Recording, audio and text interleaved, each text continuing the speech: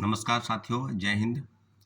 अभी हम बात करेंगे कि क्या बिहार में जिस प्रकार से राजनीतिक दलों द्वारा या कहिए सरकार द्वारा जो छात्रों अभ्यर्थियों की आवाज़ को या उनके समस्याओं का समाधान न करके उल्टे ऐसे-ऐसे लोगों की गिरफ्तारी न करके उनको बड़े-बड़े पदों पर बैठाया जाता है। तो इन सब मामलों पर आपको अपडेट करा दें कि आने वाले समय में जो तीसरे फेज़ की बहाली है शिक्षक की टीआरई 3 उसकी लगातार जो डेट है अनाउंसमेंट बीपीएससी ने किया है कि हम 10 जून 11 जून यानी 10 जून के बाद जो है उसकी संभावना है कि हम परीक्षा का जो है वो कंडक्ट कराएंगे, परीक्षा को कंडक्ट कराएंगे। यानी तीसरे फेज की बहाली की प्रक्रिया वो शुरू करना चाहते हैं साथियों। आपको याद होगा इसके पहले कि जब तीसरे फेज की बहाली में जो जांच चल रही है और लगातार गिरफ्तारी हो रही है, आपको याद है इसके पहले 270 लोगों की गिरफ्तारी हुई। तो 270 लोगों की गिरफ्तारी पर बीपीएससी चुप्पी सा दी। अगर 270 लोग कौन हैं, उन पर क्या-क्या एक संज्ञान होनी चाहिए, क्या उनको अगली बार परीक्षा में बाधित हो जो जो नियम है कि 5 साल के लिए प्रतिबंध होना चाहिए, कौन-कौन लोग हैं, इनके बारे में अभी तक बीपीएससी कुछ नहीं बोल रही है। और परीक्षा लेने की इतनी हड़बड़ी है जब जांच चल रही है और लगातार गिरफ्तारी चल रही है। पटना में आर्थिक अपराध इकाई की टीम ने लगभग 7, 8, 9 लोगों को गिरफ्तार किया है। उसके बाद उसके पहले 5 लोगों को गिरफ्तार किया है उज्जैन से। तो आप समझ लीजिए कि क्या और इसके पहले की कई मामलों पर आपको याद होगा कि सिपाही भर्ती पेपर लीक कांड के जो आरोपी हैं, जो मुख्य आरोपी थे, वो थे एसके सिंघल। केंद्रीय पुलिस चयन पर्षद के चेयरमैन जिनको पद से हटाया गया और ऐसे व्यक्ति 23,500 पदों पर जो आरोप लगे हैं कि 10,000 पदों पर उन्होंने पैसे लेकर लोगों को बहाल करने का ठेका लिया था और फिर उनको ऊर्जा विभाग में सिक्योरिटी एडवाइजर बनाया गया। तो आप समझ लीजिए ऐसे-ऐसे लोग अगर रहेंगे जिन पर जांच चल रही है, जिनको पद से हटाया गया और फिर आप किसी दूसरे विभाग में जाकर उनको पद पर बैठा रहे हैं, तो क्या आपको लगता है कि बिहार में पेपर लीक बंद हो जाएगा? आपको याद होगा 67वीं पेपर लीक कांड में रंजीत रजक जिसके खिलाफ मुख्यमंत्री जी की कार्रवाई होने वाली थी। जीतन राम मांझी जी के पास फाइल था, उसके बावजूद भी उन उसको निलंबित नहीं किया गया। कोर्ट से वो जो है एंटीसिपेटरी बेल लेकर फिर बाहर आ गया। आप समझ लीजिए कि इसके पहले कई मामलों पर अगर बात करेंगे कि बीपीएससी के पूर्व सचिव परीक्षा नियंत्रक अमरिंदर कुमार जिस पर काफी आरोप लगे थे, गंभीर आरोप, और 7-8 वर्षों से वो बीपीएससी के सचिव से लेकर और परीक्षा नियंत्रक के कई पदों पर रहे और उसको डीएम बनाया गया लखीसराय का। फिर उसको वहां से बुलाया गया और अभी बिहार कर्मचारी चयन आयोग का वो सदस्य है, परीक्षा नियंत्रक है। आप समझ लीजिए ऐसे-ऐसे लोग बैठे हैं जो इस तरह के घिनौने हरकत करके, लोगों की धन उगाही करके, बड़े-बड़े परीक्षाओं में सेटिंग करके पेपर लीक कराते हैं और जब जाँच होती है, जब उस पर कार्रवाई की बात होती है, तो उस पर कोई कार्रवाई ना करते हुए लगातार इस तरह की बातें होती है। कोई ऐसा मामला बाकी नहीं था, 67वीं पेपर लीक में कई बड़े नाम आए थे। तो याद हो एक आईएएस का भी नाम आया था, उस पर कार्रवाई नहीं की गई, उनको यहाँ से दूसरे राज्य में जिस राज्य के वो थे गुजरात कैडर के उसको वहाँ भेज दिया गया। आने वाले समय में ये टीआरई 3 में बड़े-बड़े लोगों की बिना संलिप्तता के बीपीएससी के पूर्व चेयरमैन से पूछताछ हुई, उसका क्या जवाब आया? पूर्व चेयरमैन से पूछताछ क्यों नहीं होनी चाहिए? टीआरई 1 और टीआरई 2 में आपके रहते हुए आपने उस कंपनी को ठेका दिया जो ब्लैकलिस्टेड कंपनी है।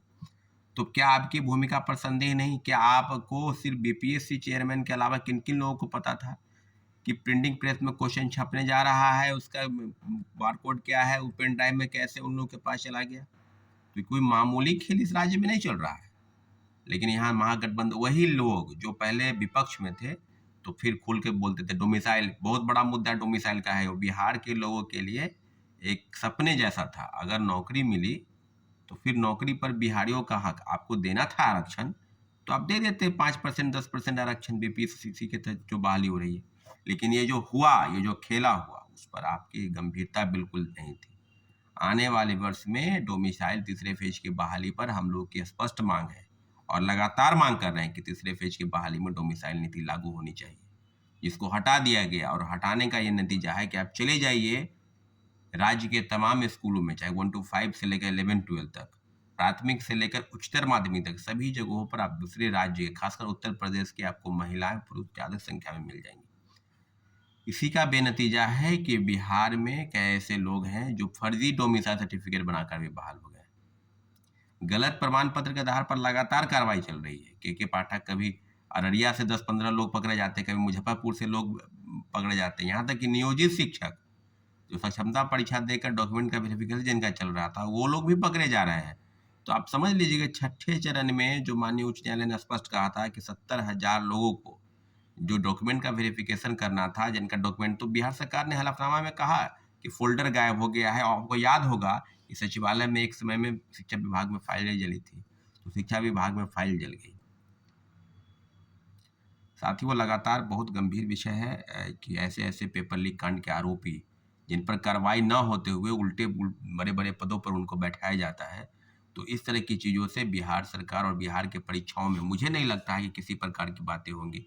और इसके पहले केंद्रीय चयन पर, इसके पहले आपको याद होगा कि बिहार कर्मचारी चयन की इंटर स्तरीय परीक्षा, काफ़ी मामलों पर लगातार प्रोटेस्ट हो रहा था। उस समय के तत्कालीन चेयरमैन सुधीर कुमार और सचिव परमेश्वर राम सहित सैकड़ों लोग जेल गए थे। तो कार्रवाई तो खुल के होनी चाहिए ना। अगर आप कार्रवाई करने में हिचकिचाते हैं, तो फिर पेपर लीक तो कहीं से रुकने वाला नहीं है।